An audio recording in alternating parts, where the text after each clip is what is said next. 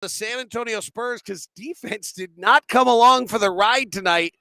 In some ways, a concerning loss because it's a lot of the same things others have done to the Jazz to beat them.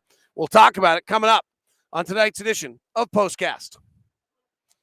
David Locke and Ron Boone along with you for POSTCAST after each and every Utah Jazz game, live on YouTube at Locked On Jazz, Facebook at David Locke, as well as the Twitter channel DLock09. So thanks very much for tuning in. We'll have a chat room open for your comments as well. Ron Boone, the San Antonio Spurs score in their final 7 possessions of the night. They score 41 points in the third quarter. This is a defensive loss by the Utah Jazz. So to recap, yeah, it's a defensive loss, but because they couldn't put the fire out and couldn't stop the San Antonio Spurs at what they started there in that third period.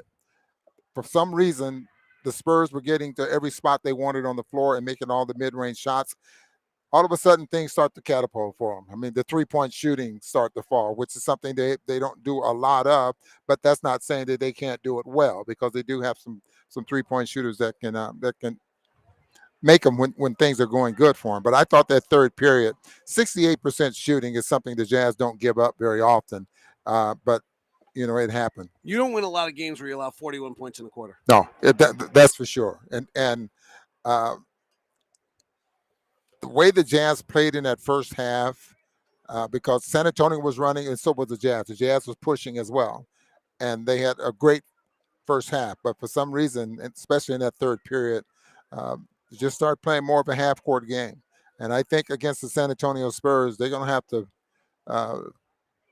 do what they do best. In other words, they can't with those big guards. It's a problem there for the Jazz. All right, so let's walk through what did they do to the Jazz. What were the Jazz not able to defend? Well, first of all, with them switching 1 through 5, the Jazz were unable to get the type of offense that they want. They have to attack. We heard that this morning. You got to attack this basketball team, and I don't think they did a lot of it. Donovan Mitchell probably was the only one that was really good at attacking the basketball team. Now, defensively, the Jazz, with them being undersized, especially with Mike Conley, but they ran a pick and roll with Rudy, did not switch. They would Conley fight over the screen or get underneath, but they just patiently took their time and started making that mid-range jump shot, made it a big problem. What we saw this morning, what I did see this morning, that Rudy was going to stay with that mid-range shooter, and I don't think they did that in that third quarter. Rudy Gobert rarely ended up guarding the ball handle. A few times he did impact the shot. Then Lonnie Walker made an unbelievable shot late over Gobert. If they play their big flat, so Rudy's got to stay down to prevent it, there's not a lot Rudy can do if you start hitting from 13 to 18 feet. And at that point, it's on Mike Conley at 6'1" to guard a 6'6" Murray. Keon Johnson overpowered our guys a little bit in that third quarter. Keldon Johnson overpowered our guys a little bit in the third quarter. So it is a tough matchup with those guys coming downhill at you, and they stopped running for the most part. I have to go back and look at it, but it felt like to me they stopped involving Rudy in the pick and roll. So it's the same script, right? We're going to run some pin downs and some swirls and some things, but we're not going to involve Gobert. So now we're coming downhill at you. You got to guard your guy, and we get you into the rim. And we're going to, in this case, they stop before the rim because Gobert's at the rim with Pirtle, or Gobert's occupied with Pirtle. And don't forget, this offense that they're running, and coaches talked about it this morning, it's just a simple passing game. That's all I saw. It's you might want to call it an old school passing game, because the variation of it is to get the mid-range shot. And the difference is San Antonio Spurs runs a passing game, but theirs is a little bit different because they get 3-point shots out of it. And they have a first player like Stephen Curry, who's very good at just moving, that type of thing. Spurs are going to be a difficult team for the Jazz. If the Jazz don't try to match, I think, their speed and take advantage of Conley's quickness, his ability to shoot threes like he did in the closing minutes there, because of the size of a 6'5" guy trying to guard him. The Jazz fall. Lonnie Walker made an unbelievable play. Donovan got a nice look at the rim, didn't make it. Then they split free throws, and then Donovan didn't get the final three off with 2 seconds left. It's really, guys, I know we like to it's recency bias. We get into that final inbound play. Like the amount of games with 2 seconds left, you actually get a good look or get much awfully tough.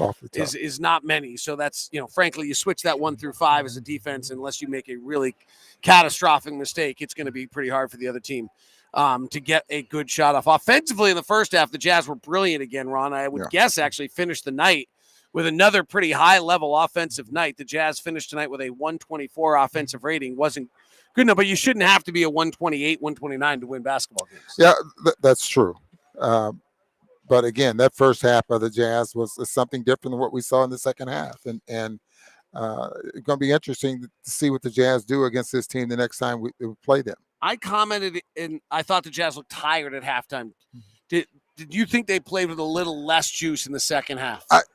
It had to be a little less juice, whether they were tired or not, and why they stopped doing what they did in the first half. We'd have to talk to the coaches and let them explain something to us, or maybe it was something different that they wanted to accomplish out there on the floor. But what we saw from up here, you're absolutely right. I mean, they may have been a little bit tired.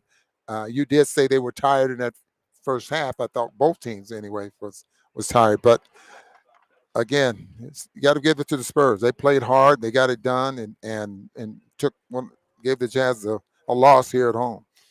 Nate asked, do we know what happened to Donovan? I don't. I have this weird feeling. It's interesting, and I'd be curious if anybody else had this.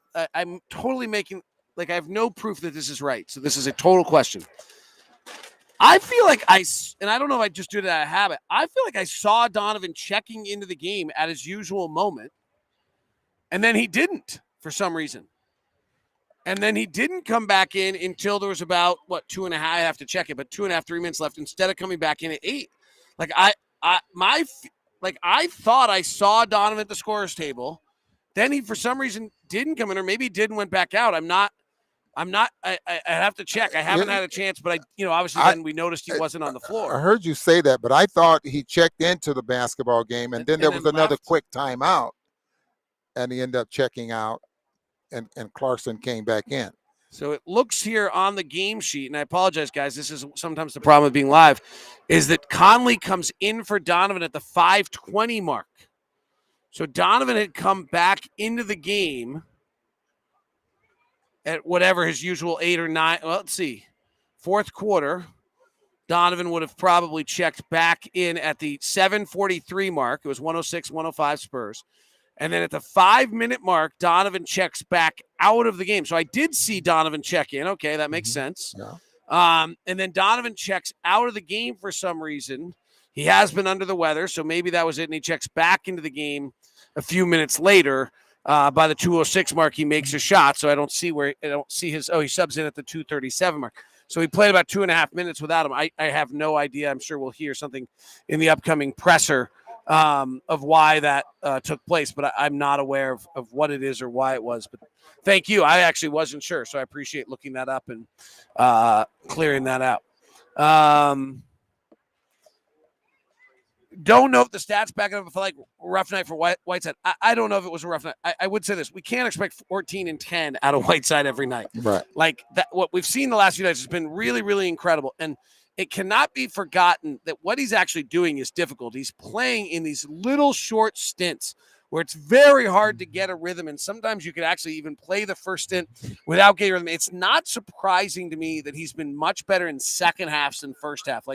This is a hard ask, and so I think you will see this Those kind of peaks and valleys performances of him, out yeah. of him, just because of how unique it is what he's being asked to do. To play 4-minute stints in a given night is not a usual way to do it. And I think this is something we could probably watch ourselves, David. That in fast-paced basketball games, I'm not so sure how effective he is in the game. So that's something we're going to have to watch. They're really fast. Yeah, right. He is not a quick mover in that way, and particularly he's not particularly quick changing sides of floor.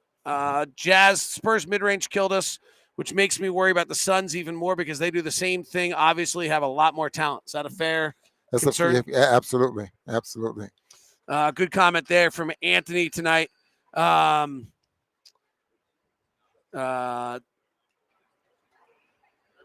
People are speculating Donovan had to go to the bathroom. Maybe.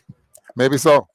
Uh-huh. It happens. Believe me, it happens. I do now. So we're leaving, but we're not coming back. Have a good one.